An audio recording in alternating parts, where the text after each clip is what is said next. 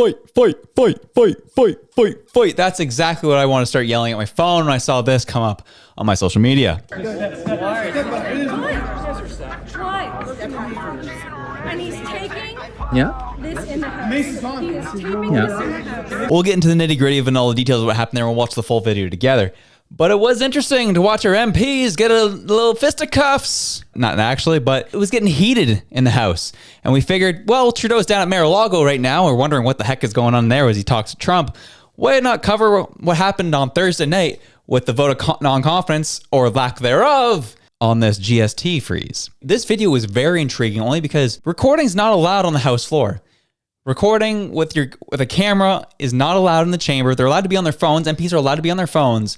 But to pick up your phone and start recording is like the big no-no.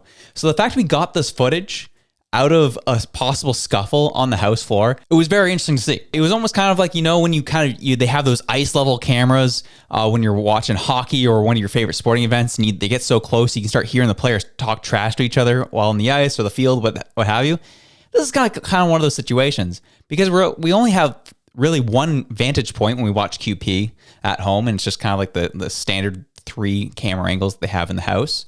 It was interesting to get that first point of view of an event happening within the House. So what led to this? What happened? Well, there was a confidence vote taking place in the chamber on late Thursday night at about 11:30 Eastern time. It went late. People are getting frustrated, and of course, as politics is getting heated, MPs are accusing each other of not being Canadian, accusing each other of not loving Canada, accusing each other of only looking out for themselves and their pensions.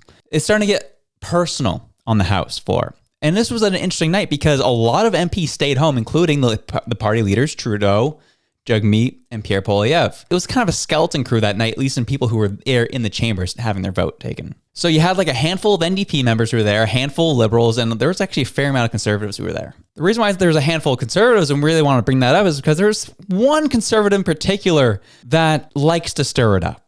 He likes to have his voice known. It's like, you might be thinking, oh, you're talking about Pierre Poilievre? He likes to stir it up, don't get me wrong. But Michael Barrett, he is an absolute dog. He loves getting in people's heads. He loves pressuring the opposition. He loves getting... Oh, that was awful. Hey, but it's Friday night. What can I say? He had clearly done some things, or clearly said some things that really upset the NDP and upset some of the Liberal MPs. And we only know because when we look at the CPAC video, you see MP Lindsay Matheson, who the NDP stormed right up to the chair where the speaker sits and started wagging her finger, yelling, cursing, we had imagined, but she looked very upset. Wasn't too happy with what was coming from the Conservative side of the House. And so she wanted to let the speaker know, they're saying mean things about me, they're booing me. And that's kind of what ended up happening, is they were upset the Conservatives were booing them during the confidence vote. Say what you want, if you think that's childish or has a place in politics, what have you, but to be so rattled by people booing you is next level of, I'll just chalk it up to y'all were tired. Y'all had a long day. It's been stressful in politics. I'll give that to you. But to get upset about that, come on, grow up. There's no crying in baseball. That was kind of what I saw happening here. So the Conservatives were booing the NDP. NDP were not happy about it. And this transpired. We can film now. Yeah, but you guys don't need to be standing over yelling at him. He came over and sat down. Guys, look in the mirror. Oh, look in the mirror. Why? Look in the mirror. And he's taking this in the house. He is taping this in the house. I can. Heck yeah, he says. that's fine. You can record. It's all fine. He's sitting down. You're here for another month, you're gone. You're here for another month, you're gone. This is my seat. You're right. This is his own seat. And they're telling Right. You got the speaker trying to establish order. He is sitting down. They're not working. They're not working. You're here for another month, you're gone. So ridiculous. Not her. So you see there we had several different angles of the same incident happening. All the Conservatives had their phones out as the NDP crossed the aisle to get in Michael Barrett's face. And so you wonder what was said, what was happening. And we kind of addressed there was booing that happened during the vote. That obviously frustrated them. Lindsay Matheson had to make sure that the speaker heard about it. Daddy, they're saying mean things. And then the sparks flew. She went right over to Michael Barrett and let him know. And then the NDP crowded over and started trying to intimidate and tell him what's up. What could have happened? What was going on? Obviously, we don't really know what was said. All we know is there was some heckling, but that's not unnormal when it comes to politics, especially these days. What could have been going on? It's a valid question. And what I'll give you from my perspective, what I understand, is first off, there was no reason for the NDP to be going over to Michael Barrett. Aside from, well, clearly she went over to talk to the speaker. And then as she was going back, she got caught up, and then all the NDP came over with her to then challenge Michael Barrett. The way the House of Commons is laid out, there's no real reason for them to have gone over to Michael Barrett. Michael Barrett sits over here. So Lindsay Matheson sits way down here. And if you catch it, this is the door to leave the House of Commons. That's the main entrance and main exit for the House of Commons right here. And she sits right next to it. Michael Barrett sits all the way down here. And this is obviously the speaker chair down here. So she obviously made her long walk all the way down here, and she went to this side and went to this side of the speaker's pulpit, speaker's chair. Then clearly she got caught up on the way back and then ended up talking with Michael Barrett down here. Then Blake, one of the individuals involved, he walked over as well. And Bonita also sits next to Blake, went over there as well. So there was no real reason for them to go over there. You have the exit right here. And then on top of that, if you look at the House of Commons, you see in the house, you can sort of see it here. There's like an entrance right here. And that's there's about 3 entrances and exits behind the rows of chairs on either side of the house. So there's never a reason to cross the floor. There's never a reason to go over to the opposition and have a confrontation or talk to them unless things hit the fan. And that's kind of what happened here.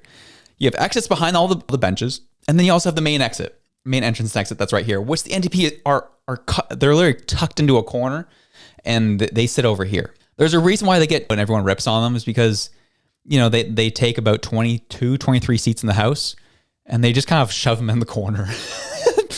And they stand up, and this is why, like, you just think about if you're in school, you have that one corner, it's just kind of like those people sit there. That's kind of how the NDP are perceived in the House, whether you think it's right or not. That's just the reality. So they tend to get clowned a lot because no one has any respect. The NDP have lacked to have any respect in the House typically, and now these days, the way Jagmeet's been leading the party, they really don't have any respect for the NDP. So as I said, there was no reason for them to be crossing the floor the way they did. You leave an exit. You didn't need to go over here to Michael Barrett.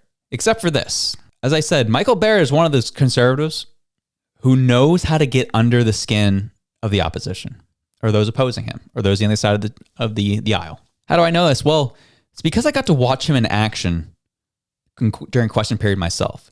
When you go to question period, if you ever get the opportunity to go to Ottawa and go into question period, it's a whole different world. You're taking the opportunity, you're taking the chances on yourself to make sure you go to QP on a good day. Because if you go on a slow day, well, it sucks. But if you get there on a good day, there's so much action and things you don't catch on. Because obviously when you're on TV and you're watching it, when they mute those mics, you can kind of hear the heckling still, but you don't make out what they're saying. And you can't actually appreciate how close they actually are to each other when they're talking. As I said, Michael Barrett is right across the way from the cabinet and like kind of the core people of the Liberals. Chrystia Freeland is here, François-Philippe Champagne, Anita, and he's just right here, just vibing.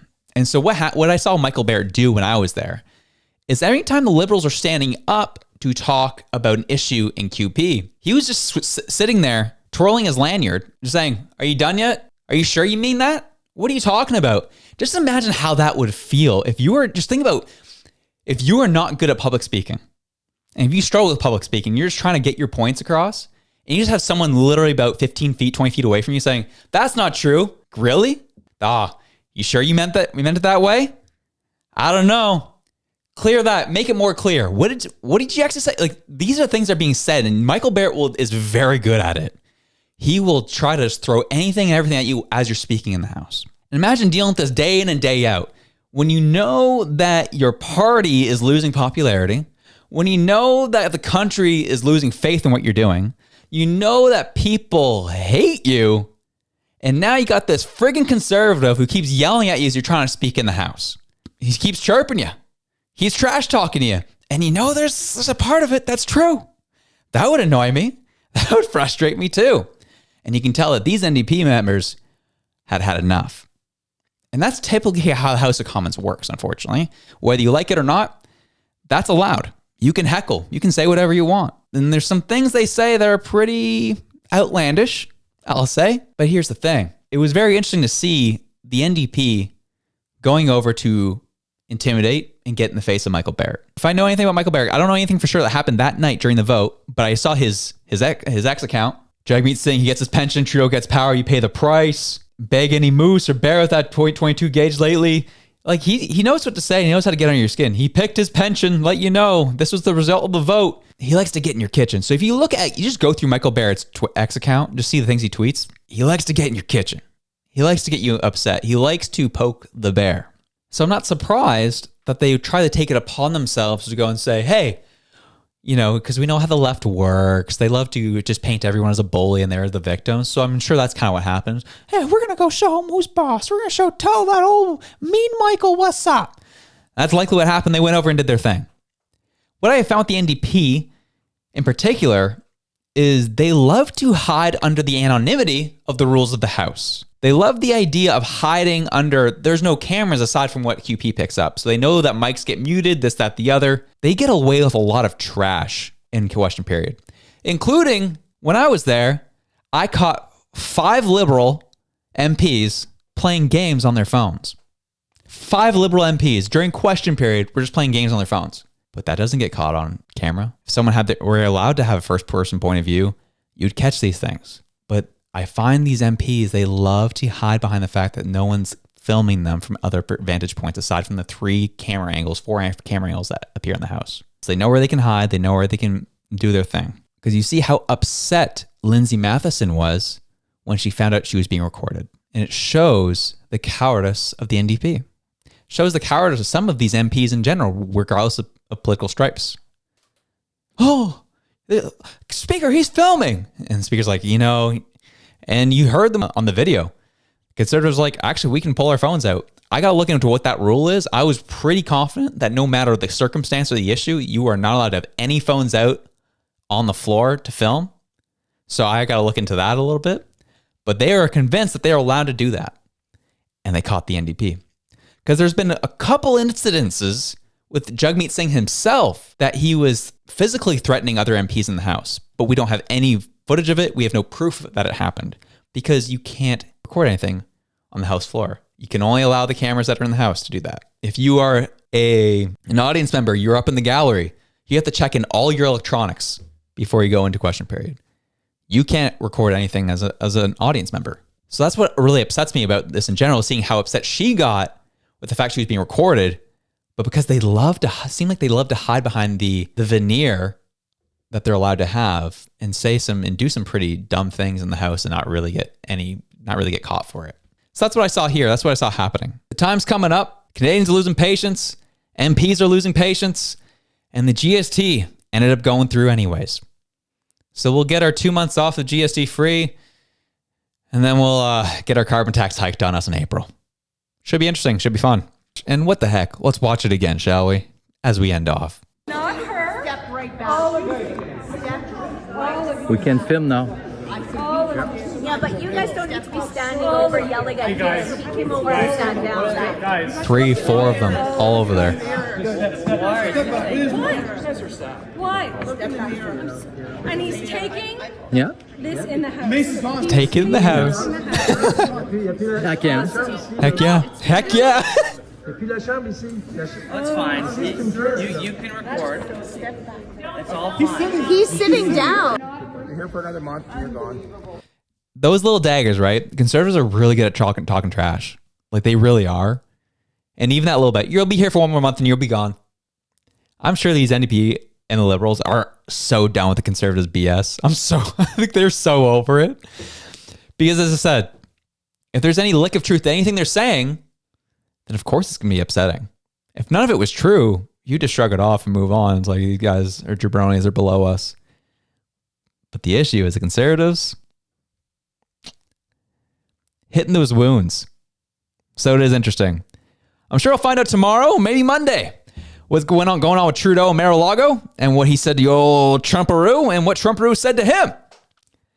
We'll see what's going on with those negotiations. But as for me, enjoy your weekend. I love you. I'm out.